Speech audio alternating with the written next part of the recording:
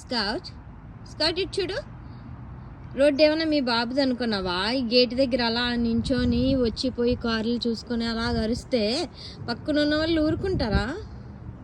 Scout పై scout ఇటు చూడు, నా వైపు చూడు. చూస్తున్నావా? అలా అరవకూడదు కదా. అరవచ్చు అలాగా, అలా అరకూడదు కదా. అరిస్తే వాళ్ళు ఊరుకుంటారు నాన్న.